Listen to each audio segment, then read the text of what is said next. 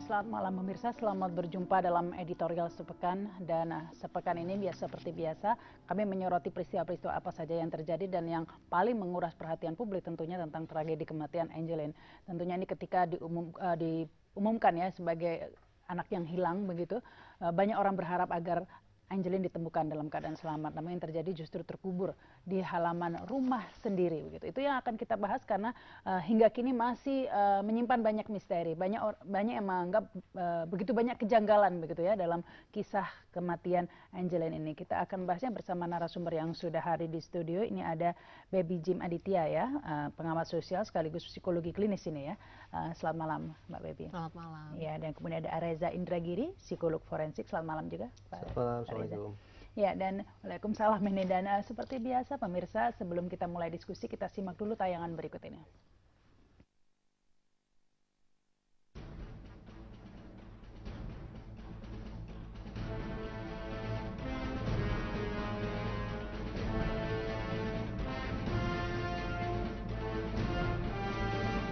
Kasus pembunuhan Angelin begitu menyita perhatian publik. Hampir semua lapisan masyarakat di tanah air berkomentar soal pembunuhan sadis yang menewaskan bocah manis berusia 8 tahun itu. Sejumlah kejanggalan pun mulai terkuak dalam kasus pembunuhan Angelin. Anggota Pusat Pelayanan Terpadu Pemberdayaan Perempuan dan Anak Denpasar, Siti Sapurah menduga ada pihak lain yang terlibat. Keanehan yang ditemukan Sapurah misalnya, tali yang ditemukan di samping jenazah Angelin adalah tali korden yang hanya ada di kamar Margaret Christina Megawe, ibu angkat Angelin. Angelin dinyatakan hilang sejak 16 Mei lalu. Polisi akhirnya menemukan bocah cantik ini terkubur membusuk di bawah pohon pisang perkarangan rumahnya. Jasadnya dibalut kain seperti sprei berwarna terang yang telah bercampur dengan warna tanah. Polisi juga menemukan tali dan boneka yang dikubur beserta Angelin. Polisi lalu memeriksa 7 orang. Mereka adalah ibu angkat Angelin, kedua putrinya, seorang pembantu bernama Agus, seorang petugas satpam, serta 2 pengontrak di rumah Margaret. Polisi lalu menetapkan Agustinus sebagai tersangka. Agustinus mengaku memperkosa Angelin dan membunuhnya. Namun keterangan Agustinus nampaknya tidak konsisten. Berdasarkan cerita dari penyidik, Agustinus tidak mengaku membunuh Angelin serta hanya bertugas mengubur saja. Namun tidak diketahui siapa yang memberi perintah untuk mengubur. Informasi yang dikeluarkan oleh dokter forensik pun menyatakan tidak ada kekerasan seksual.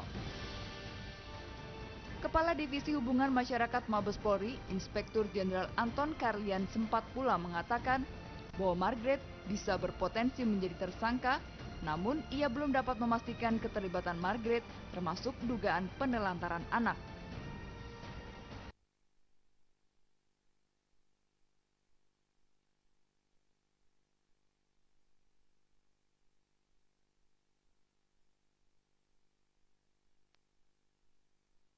Komisi Nasional Perlindungan Anak Aris Merdeka Sirait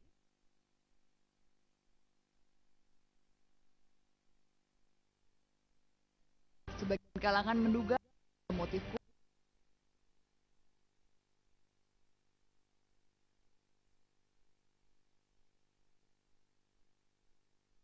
tampaknya tidak dapat menghadirkan tayangan tadi secara sempurna ya, tetapi tentunya itu yang terjadi dan publik masih bertanya-tanya karena hingga kini baru 1 tersangka ya yang ditetapkan, yaitu Agustinus, satpam di rumah atau pembantu di rumah. Benarkah orang tua angkat atau ibu angkat dari Angelin ini benar-benar tidak terlibat begitu ya? Tentunya masih terus dilakukan proses pemeriksaan. Dan saya ingin ke Pak Reza dulu. Itu memang pertanyaan besarnya begitu kan, orang melihat begitu banyak kejanggalan. Kalau Pak Reza sendiri melihat banyak kejanggalan tidak ini, Pak? Kejanggalan yang mana? Ya, baik tadi disebutkan bahwa benarkah hanya Agus sebagai tersangka utama kalau Anda melihatnya seperti itu? Ya, kalau kita mau konsisten bahwa kita mau menegakkan hukum, maka kepolisian sebagai pihak yang paling kompeten, yang paling profesional, yang paling mampu untuk mengungkap kasus, ya tak lain tak bukan hingga per hari ini memang hanya 1 tersangka. Tetapi saya sepakat, dugaan syakwasangka apapun itu silakan saja dibuka. Karena pihak yang paling profesional sekalipun semacam polisi begitu bekerja mencari orang yang diduga melakukan kejahatan juga pasti bermain dengan syakwasangka.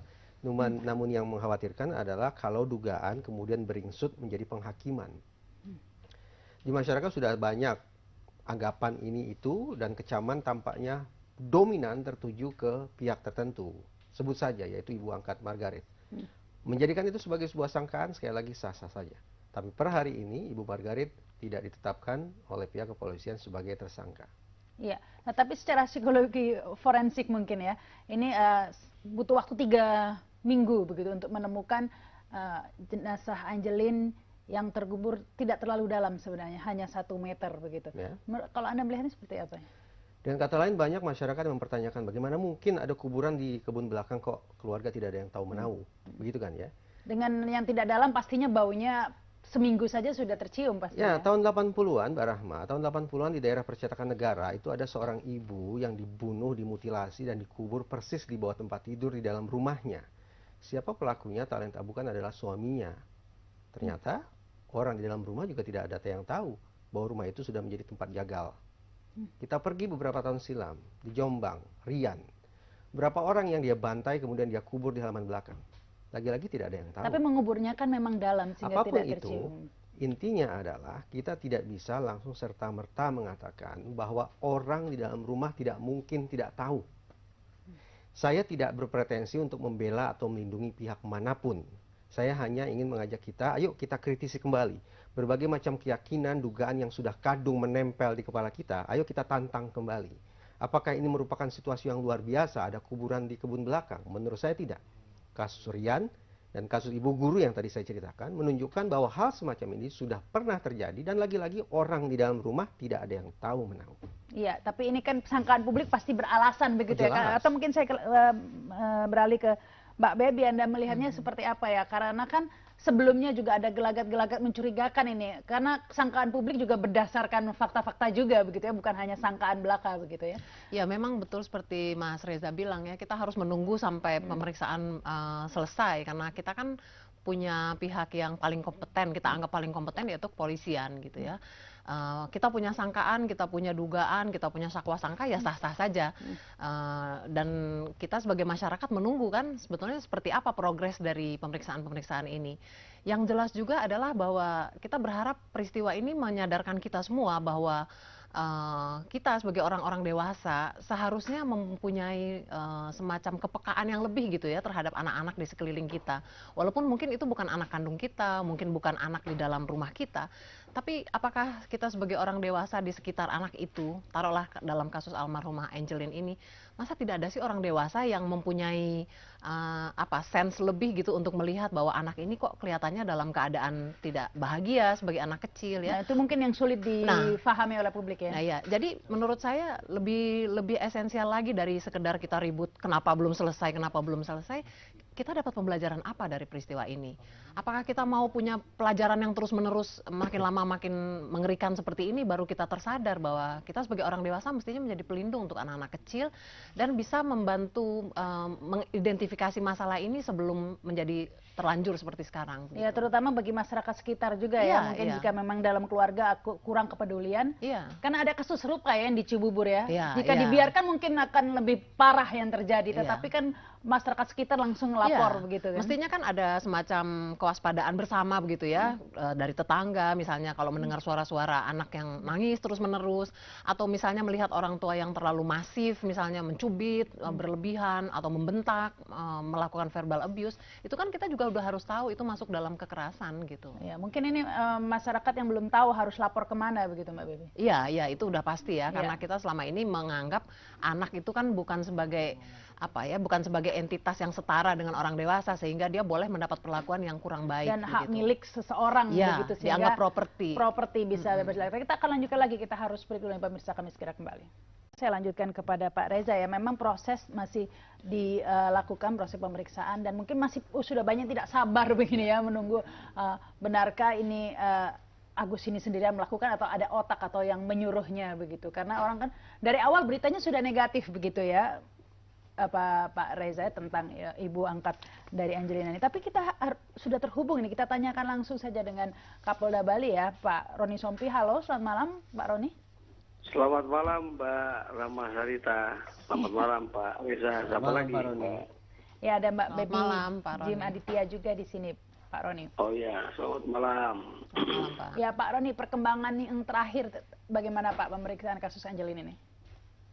Ya, memang saya pun sejak awal juga curiga dengan orang-orang yang ada di kediaman di Jalan Sedap Malam nomor 26 Denpasar, Bali ya. Tentu kita harus kembali lagi kepada bagaimana caranya kita membuktikan orang-orang yang harus bertanggung jawab terhadap meninggalnya Angelina ini sesuai dengan pertanggungjawaban pidananya berdasarkan pembuktian yang bisa kita peroleh dari jejak-jejak yang kita temukan maupun hasil otopsi yang bisa diberikan oleh dokter forensik. Nah, itu yang masih terus kita kaji karena ada beberapa jejak yang masih diolah secara laboratorium forensik. Kita dibantu oleh Pusat Laboratorium Forensik di Jakarta karena ada beberapa proses yang memang belum dimiliki di Laboratorium Forensik cabang Denpasar.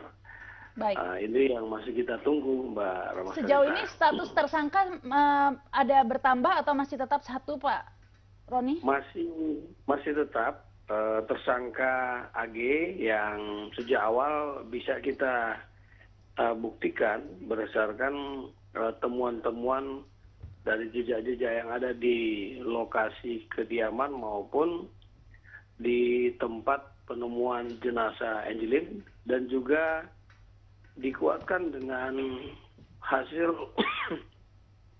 otopsi sementara yang diberikan oleh dokter forensik Rumah Sakit Sanglah Denpasar, Bali. Begitu Mbak Rama Sarita. Pak Roni, sejauh ini apakah sudah ada bukti-bukti ya yang mengarah ke keterlibatan pihak lain begitu dalam pembunuhan Angelina? Sementara ini memang ada beberapa jejak yang masih kita olah. Kita belum tahu apakah nanti akan menguatkan adanya pihak lain yang bisa kita buktikan, tapi tentu penyidik harus teliti dan sesuai dengan prosedur, karena ketika kita tidak sesuai dengan prosedur, kita akan mempertanggungjawabkan hal tersebut di sidang pengadilan tentunya. Ya, baik. Tapi sejauh ini Pak Roni, mungkin publik yang perlu gambaran juga ini Pak Roni, seperti apa sih kondisi rumahnya itu ketika kejadian keluarga masih ada di rumah begitu ya, rumah tidak dalam keadaan kosong seperti itu kan Pak Roni. Nah, bagaimana bisa tersangka AG ini bisa mengkubur tanpa ketahuan oleh keluarga sekitar begitu? Ya, kalau kita berpijak kepada hasil keterangan mereka, para saksi maupun tersangka AG, bahwa pada tanggal 16 Mei pada saat kejadian itu, tersangka AG meminta korban untuk meminjamkan pensil yang mana pensil tersebut harus diambil di kamarnya ibu angkatnya. Maka dia masuk ke kamar ibu angkatnya dan mengatakan bahwa ini Agus pinjam pensilnya dia, kemudian diambil, diserahkan sama Agus di kamarnya dia. Nah, pada saat itu korban kemudian ditarik dan mengalami tindakan yang tidak kita perkirakan, akhirnya membuat korban meninggal dunia, dan itu di kamarnya tersangka AG Orang tua Sedangkan ada di kamarnya, orang tua angkatnya ada waktu itu ya di kamarnya. Ya? orang tua angkatnya ada di kamarnya sendiri, sedang menonton TV, ya sehingga ya suara-suara di luar tentu mungkin tidak akan terdengar ya. Kemudian pada sekitar pukul 15.00, ibu angkat ini mencari Angelin, tapi tidak ada, kemudian meminta bantuan tersangka AG untuk mencarinya. Nah itu kemudian tersangka AG mencari di luar, ke tetangga, kemudian melaporkan ke nyonya rumah, ibu angkatnya. Ya, saat itu pembunuhan sudah terjadi kan Pak Roni, itu tapi belum dikubur seperti itu. Ya. Di mana jenazahnya disembunyikan oleh AG? Ya, menurut tersangka AG dia disembunyikan di kamarnya dia sehingga tidak terlihat atau tidak diketahui oleh ibu angkatnya Angelin tentunya.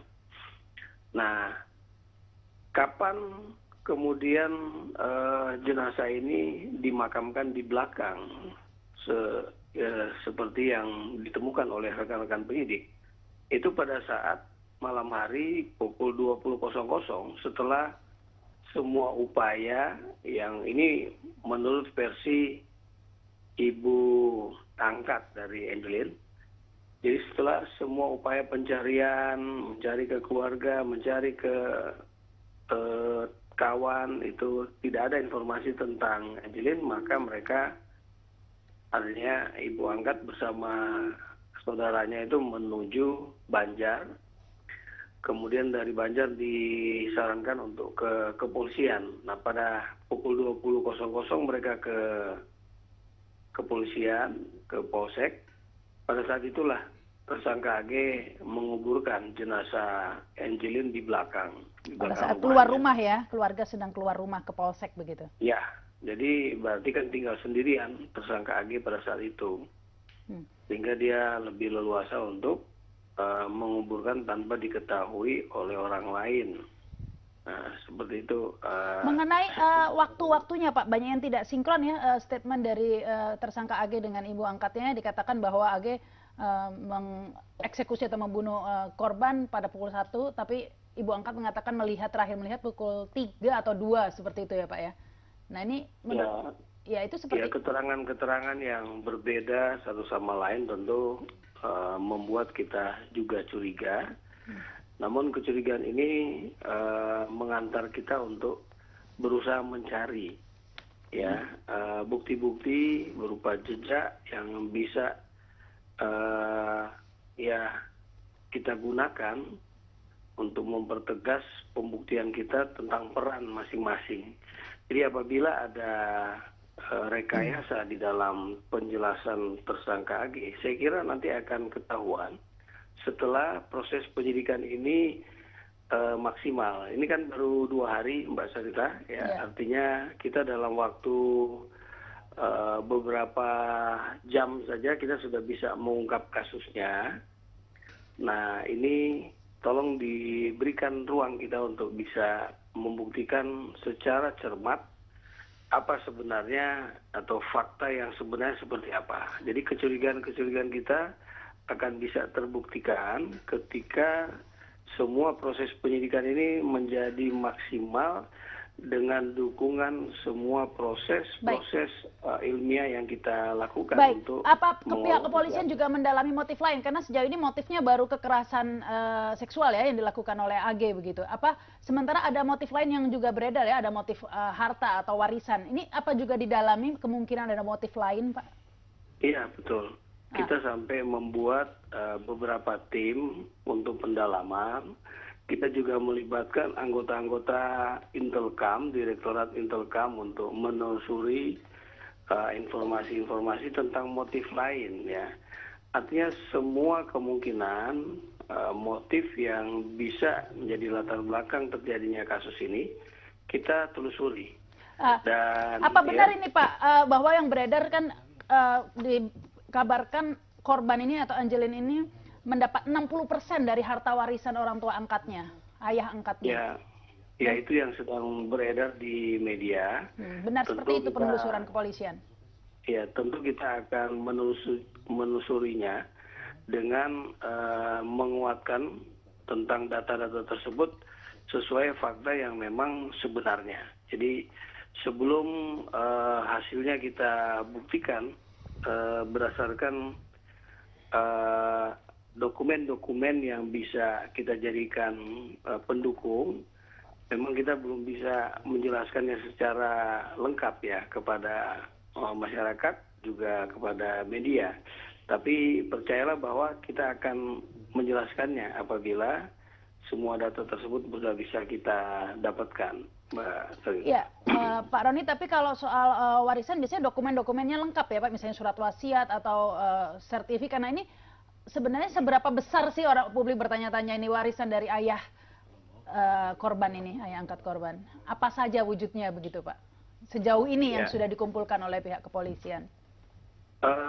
Sementara saya belum mendapatkan penjelasan secara utuh, tapi melalui diskusi kita malam ini juga saya berharap kalau memang ada informasi-informasi dari masyarakat yang bisa membantu kami juga sangat terbuka untuk menerima masukan-masukan, sembari kita melengkapi data yang bisa diperoleh dalam proses penyidikan secara komprehensif ini. Tapi sejauh ini Pak kepolisian Rahmat. belum mendapat misalnya semacam surat wasiat atau sertifikat harta warisan itu belum ditemukan oleh pihak kepolisian atau bagaimana Pak? Ya, ini kan sedang berproses, Mbak Rahma. Jadi artinya kalau memang harus kita dapatkan dengan cara tentu melalui sebuah proses mengajukan izin kepada pengadilan untuk kita melakukan penyitaan terhadap dokumen-dokumen, atau kita minta secara surat kepada yang bersangkutan untuk kita peroleh data-data resmi, atau kita meminta dokumen-dokumen itu kepada instansi yang berkompeten yang mengeluarkan dokumen-dokumen tersebut secara resmi. Semua akan kita lakukan guna menjawab kecurigaan-kecurigaan yang selama ini berkembang di masyarakat. Selain itu Begitu, Mbak. ada juga banyak yang mempertanyakan juga nih Pak Roni, mengingat ternyata korban dimakamkan tidak jauh dari rumahnya, hanya di belakang halaman rumah sendiri. Mengapa butuh 3 minggu ya bagi kepolisian untuk menemukannya begitu? Bukankah memang dalam kejahatan seringkali yang dicurigai oleh polisi selalu orang terdekat dulu, seperti itu ya Pak Roni ya? Ya, memang seyogyanya kita bisa segera ya mendapatkan temuan tersebut. Namun sebagaimana yang kita ikuti di dalam ya pemberitaan sejak awalnya, sebenarnya penyidik sudah berusaha keras untuk melakukan pencarian sejak dari rumah Angelin. Namun tentu ada hal-hal yang kalau kita lihat bahwa pemilik rumah berusaha untuk menjelaskan kepada kepolisian, kami ini adalah korban yang kehilangan anak. Ya tentu Polri kan bisa memperlakukan mereka sebagaimana orang yang sedang susah, ya kan. Kita mencoba untuk mendudukan permasalahan yang sejak awal mereka sampaikan itu, tapi dengan kecurigaan yang tetap ada di benak dan di pikiran para penyidik ini, kita berupaya melakukan semaksimal mungkin apa yang bisa dilakukan pada awal. Tapi Ya, seminggu saja mungkin sudah tercium ya baunya ya Pak ya. Ini kan 3 minggu sudah lebih.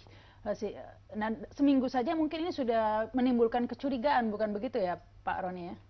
Ya, pada saat ditemukan jenazah di belakang, di bagian belakang rumah itu, memang bercampur baur antara bau busuk karena ada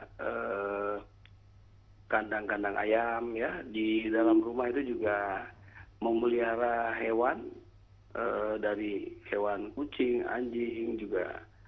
Di dalam kamarnya ibu angkatnya Angelin juga ada ayam di dalam itu.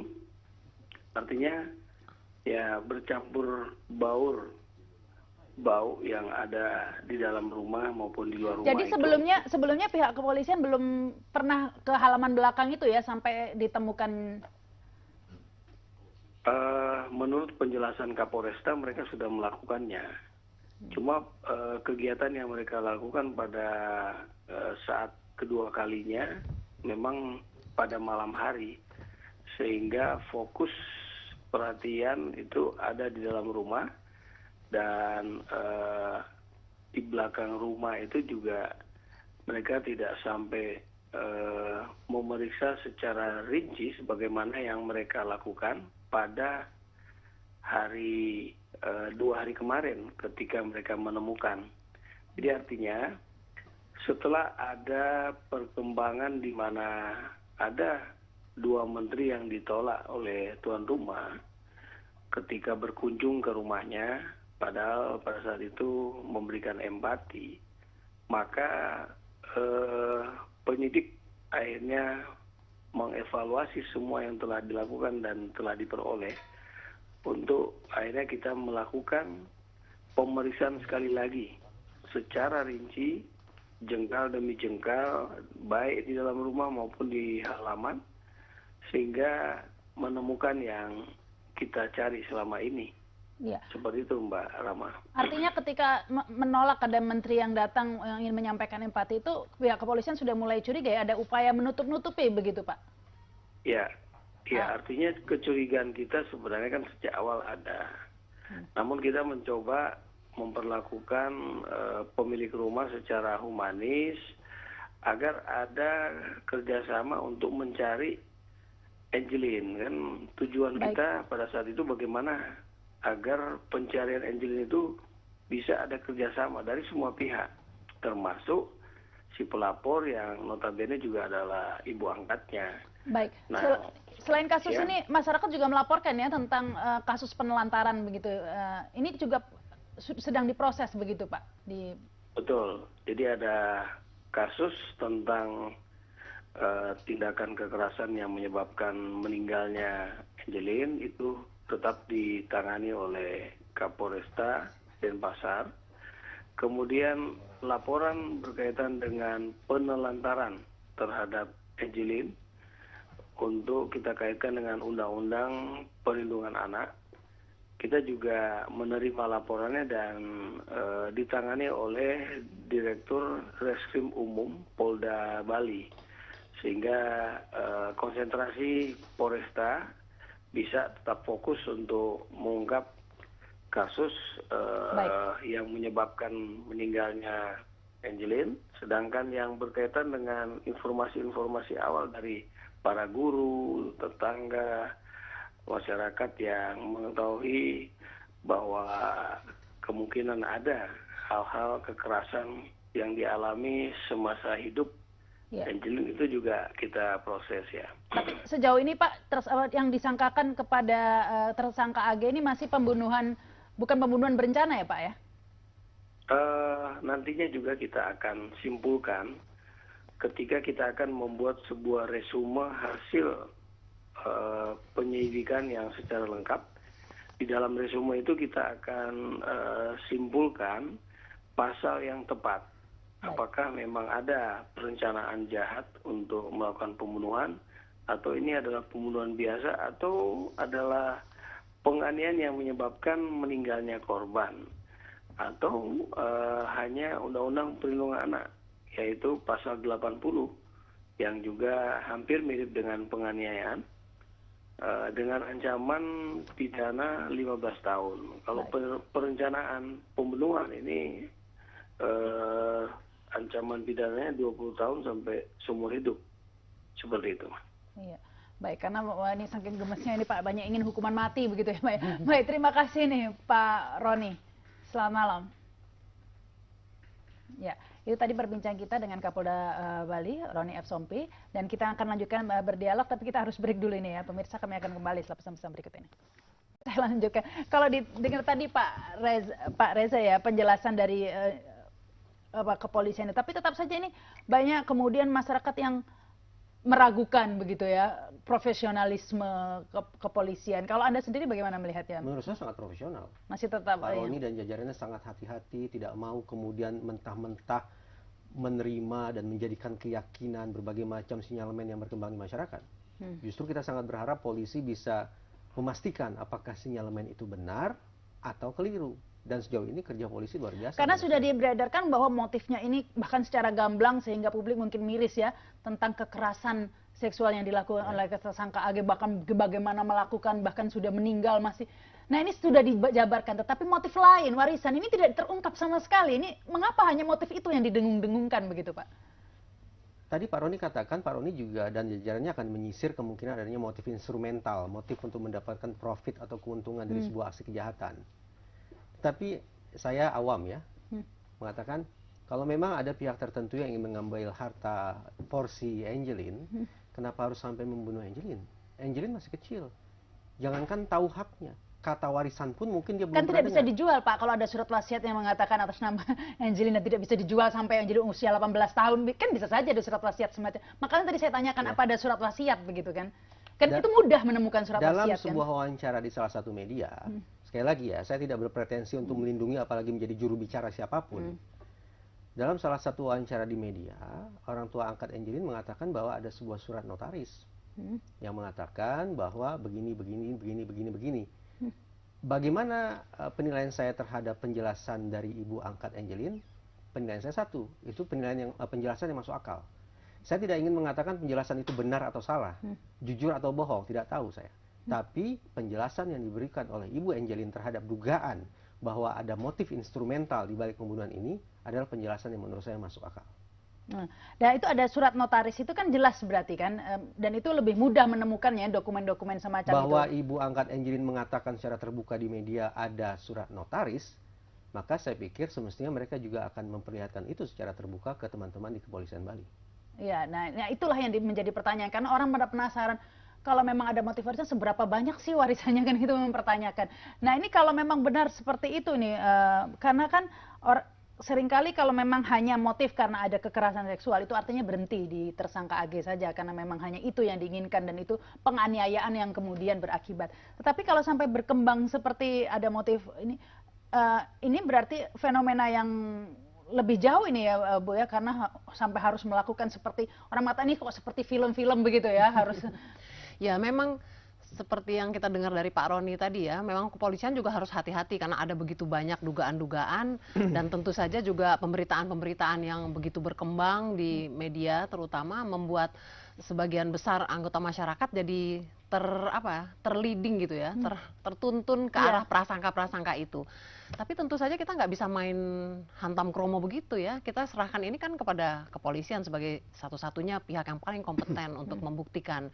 Karena itu ya memang dalam kemarahan kita, dalam kekesalan kita, ya kita harus bersabar gitu. Supaya kita jangan melakukan kesalahan dua kali gitu. Udah kitanya emosi, ternyata salah, akhirnya malah nggak mendapat pembelajaran apa-apa juga gitu. Saya pikir memang kasus ini cukup kompleks ya, banyak tersembunyi motif-motif yang kita dugakan seperti itu dan tentu butuh waktu, butuh tambahan mungkin tambahan keahlian begitu ya Mas Reza, karena tentu saja kita juga membutuhkan tambahan saksi-saksi barangkali yang tidak cukup dengan apa yang sudah dikumpulkan sekarang. Saya boleh menimpali, saya sepakat kehati-hatian merupakan kata kunci yang diutarakan oleh Mbak Baby.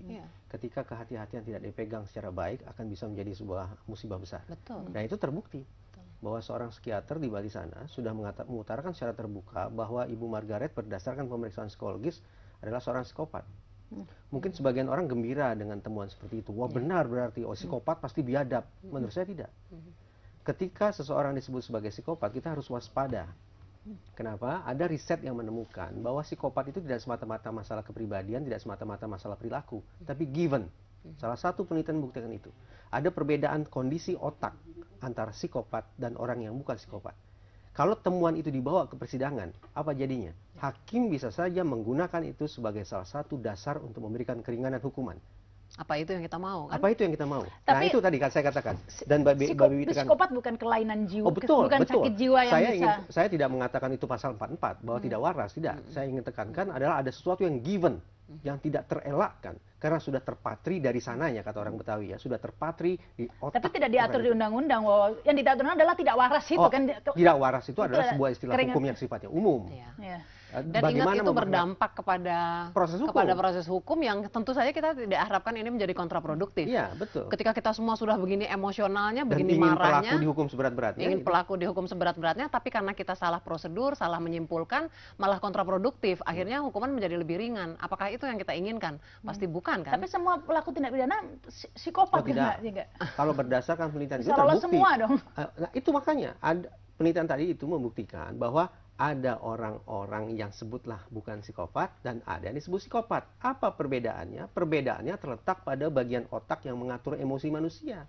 Psikopat bagian otak itu tidak berfungsi, Ini yang menarik tidak ini. merespon. Kita akan lanjutkan karena memang menindaklanjuti ada statement ya dari psikolog yang memeriksa bahwa ini psikopat. Apakah ini justru menunjukkan bahwa memang perlu dicurigai atau justru ini akan menjadi keringanan begitu ya? Kita akan bahasnya lagi pemirsa setelah pesan-pesan berikut ini. Ini mumpung ada ini nih psikolog forensik juga dan juga psikologi klinis ini.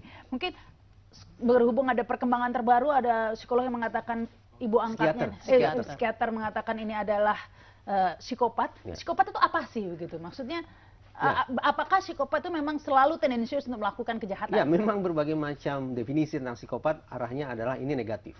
Orang yang dari luar tampak mempesona, tapi kejinya luar biasa, emosinya dangkal, relasi sosial manipulatif, cerdasnya luar biasa, tapi untuk hal-hal yang salah. Tapi kalau kita pikir-pikir, orang dengan watak seperti itu jangan-jangan tidak satu dua. Bisa jadi seluruh orang Indonesia punya juga perilaku manipulatif walaupun munculnya kadang-kadang.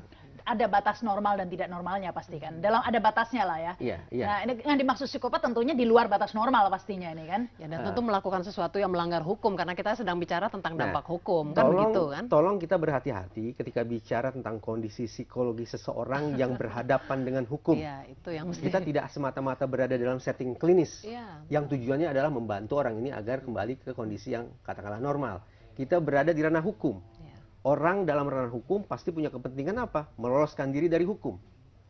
Nah, ini juga yang menjadi pertanyaan ya. Dari segi kode etik ini mungkin ke Mbak Baby. Aneh tidak ya seorang psikiater itu kan harus menjaga kerahasiaan ya. Memberi statement. Ya itu kan sudah dijawab sendiri. Nah, menjawab statement diungkap ke publik bahwa seorang psikopat itu harusnya porsi kepolisian begitu ya. Nah itu kan Rahma tahu sendiri. Jadi seharusnya memang azas kehati-hatian ini menjadi sesuatu yang kita taruh paling depan gitu ya. Saya yakin semua ahli, semua expert dan semua keahlian atau expertise ada di dalam kasus ini. Semuanya dikerahkan. Tapi tentu masing-masing orang juga harus menahan diri untuk memberikan statement. Mana yang boleh diungkap ke publik, mana yang untuk rahasia profesi kita. Saya yakin Mas Reza pasti tahu banyak sekali ya. Tapi tentu tidak semuanya boleh kita umbar ke publik karena kan kita harus juga menjaga ada dampak-dampak yang bisa negatif nggak? Kalau kemudian diumbar ke publik itu kan ada dua kemungkinan. Satu tidak hati-hati, kedua ada ingin mengarahkan misleading begitu kan, mengarahkan opini publik kan begitu. Nah ini yang mana menurut Anda? Menjadi berbahaya jadinya ketika kita main ngomong begitu saja tanpa mempertimbangkan dampaknya begitu. Apalagi profesional yang bicara. Nah ini menurut Anda apakah itu suatu ketidakhati-hatian atau ada agenda begitu Saya ya? tidak mau tahu, yang jelas membocorkan hasil pemeriksaan psikologi kepada publik yang tidak berkepentingan untuk itu pelanggaran kode etik dan bisa jadi pidana. Seorang profesional seperti itu tidak mungkin tidak tahu tentang hal itu kan ya? Saya nggak tahu. Tanya sama orangnya. Nah ini yang kemudian mempertanyakan ya bagaimana ini apakah memang karena ada upaya untuk itu tadi itu agar meringankan hukuman begitu? Saya tidak tahu. Nah, tadi pagi saya berkomunikasi dengan Pak Kapolresta. Bapak, ini bagaimana ada seorang psikiater yang kemudian memberitahukan hasil pemeriksaan psikologisnya ke masyarakat lewat media. Pak Kapolresta, kerja beliau luar biasa. Beliau katakan, itu bukan permintaan kami, itu permintaan dari P2TP2A. Muncul lagi pertanyaan saya, tentu saja tidak saya ajukan ke Pak Kapolresta karena tidak ada relevansinya. Apa tupoksi P2TP2A sampai meminta agar Ibu Margaret diperiksa kondisi psikologinya? Dan apa relevansi pelaksanaan atau administrasi tes itu untuk kepentingan penegakan hukum? Saya tidak tahu jawabannya. Justru ini merupakan kejanggalan. Jadi menurut Anda harusnya pihak kepolisian yang meminta ya? Menurut saya iya, karena yang paling berkepentingan sekaligus paling mampu membongkar kasus ini kan adalah tim penegak hukum. Nah, menurut Anda tidak aneh jika kepolisian tidak melakukan itu? Tadi kan Pak Roni katakan, biarkan teman-teman bekerja secara profesional, objektif, dan bisa dipertanggungjawabkan secara keilmuan. Iya, baik, kita harus break dulu ya. Kita lanjutkan lagi misalnya setelah pesan-pesan berikut ini. Paksa ngaku. Ya, Anda kembali bersama kami dalam editorial sepekan. Kita lanjutkan ya, ini dialog tadi kita membahas ya Pak Reza. Nah, ini soal tadi itu Pak, psikopat itu Pak. Apakah kalau psikopat itu tadi itu menunjukkan selalu bahwa memang pasti ada keterlibatan begitu dalam... Oh tidak. Tadi saya katakan psikopat berdasarkan riset-riset mutakhir itu tidak semata-mata masalah perilaku, tapi sesuatu yang given, kondisi otak. Jadi orang-orang yang melakukan kekejian lalu dikatakan psikopat bisa saja berdalih begini, ya sudah, agar saya berhenti berbuat keji, ambil otak saya. Jadi maksud Anda orang psikopat itu terlahir seperti itu, jadi seperti handicap, betul, cacat. Betul. Itu riset, bukan kata saya, itu kata riset. Ada tampaknya masih debatable deh Pak risetnya. Oh jelas, setiap hasil riset pasti debatable. Makanya tadi saya jadi katakan. Jadi ini ambil hasil riset yang mana dulu kan gitu kan? Dan tergantung bagaimana kemudian hakim akan menafsirkan hasil riset itu. Apakah dianggap sebagai sebuah kesaksian ahli yang relevan atau tidak relevan. Kalau relevan, hakim masih timbang lagi. Apakah ini memberatkan ataukah meringankan. Jadi terbuka kemungkinan bahwa hasil kesaksian ahli berdasarkan riset tersebut dianggap hakim sebagai hal yang relevan dan meringankan, bahkan membebaskan. Ini kan sama ya, misalnya homoseksual banyak mengatakan itu juga given, tapi riset mengatakan lain bukan. Itu pilihan begitu. Ada dua pendapat juga. Dengan demikian juga dengan psikopat ini Pak, ada dua. Jadi memang balik lagi kita tidak bisa menjelaskan ini hanya dalam forum yang sebentar dipotong iklan, jadi sepotong-sepotong begitu. Kita harus lihatnya secara komprehensif dan kita lihat ada begitu banyak faktor yang belum tergali. Ada begitu banyak bukti yang belum ditemukan, kan baru 2 hari. Jadi saya pikir kesabaran kita juga akan membuahkan hasil yang baik gitu. Tapi lebih dari itu semua, segala debat tentang ini, kan kita serahkan waktu ya. Kita punya waktu berapa Mas Reza? Kurang lebih 30 hari. 30 hari, kita baru 2 hari kan ini melakukan ini. Sekarang lebih penting dari itu, bagaimana mencegah ini supaya tidak terulang? Pembelajaran apa yang didapat? Ketimbang kita ribut, berdebat, apa hasilnya? Kita bukan orang, kita juga ingin mengawal ya agar ini memang sekarang gini Mbak Rahma, kita baru beberapa hari yang lalu baru ribut juga soal yang di Cibubur yang anak 5 ditelantarkan. Terus apa lessons learned dari peristiwa Cibubur 5 anak itu? Nggak ada. Kita nggak menjadi lebih waspada, kita nggak menjadi lebih mengawal, kita tidak menjadi lebih mudah mengidentifikasi, dan tiba-tiba kita kaget dengan peristiwa Bali ini. Terus abis ini apa? Apakah kita mendapat pembelajaran dari ribut-ribut yang ribut-ribut melulu, dari wacana ke wacana, dari ribut ke ribut? Nggak ada. We didn't learn anything from anything. Itu berbahaya menurut saya. Apakah kita mau membiarkan korban jatuh lagi dalam skala yang lebih masif barangkali ya? Gitu. Baik, ini sayang sekali waktunya terbatas, benar kata Anda, harusnya ini di forum yang lebih panjang lagi. Buat dalam terima kasih nih Mbak Bepi, terima kasih juga Pak Reza. Terima kasih. Dan pemirsa, kita beri kesempatan ini pihak kepolisian untuk menuntaskan kasus ini secara profesional, dan kita juga mengambil pelajaran tadi ya dari peristiwa ini agar ke depan tidak terjadi hal-hal serupa. Kita tingkatkan kepekaan sosial kita. Saya Rahma Sarita, selamat malam dan sampai jumpa. Terima kasih.